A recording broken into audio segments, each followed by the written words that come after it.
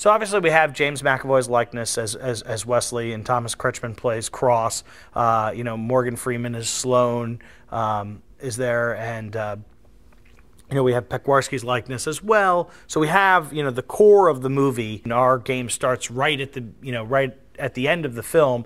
So the fact that we have, you know, all of the likenesses really sort of lets you identify with, yes, this is clearly the Wanted universe from the film. And I think it also, you know, when you're playing a game based on a movie, you really want to see the, you know, the main characters in there, and you want them to look like they do in the film. And that was really important for us. And so to have all the likenesses and have them play out in the game lets you feel like you're really more in that movie world.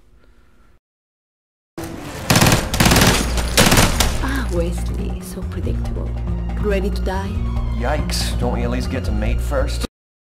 We wanted to tell a story about, you know, sort of other female assassins, and in this particular case, we cast Paz Vega to play Aranya, who is Wesley's not quite sure who she is when he first encounters her, and then she makes several appearances within the storyline of the game. I won't ruin anything for, you know, people who are still yet to play the game, but needless to say, she makes several different, you know, appearances, and by the end of it, you know, Wesley's got to make a choice, and you know, I'll leave it for the player to figure out what that choice is. But I mean, for us, what we wanted was sort of a new femme fatale, but you know, just the way Fox. You're not sure whether Fox is a good, you know, whether Fox is good or bad within the context of the movie. I think Aranya plays with that same sort of, you're never quite sure on what side she's on. More about the fraternity's new interest in everything Wesley Gibson. They were all speaking French. Yes, the Paris fraternity.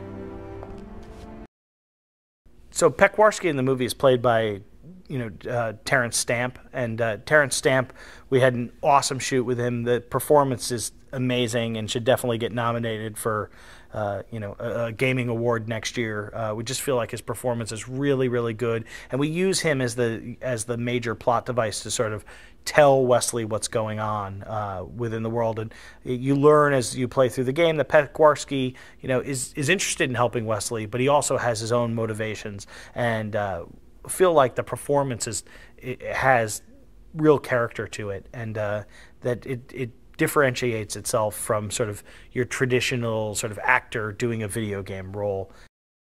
Your bloody aim is shit. I came for the loon, not for you, asswipe.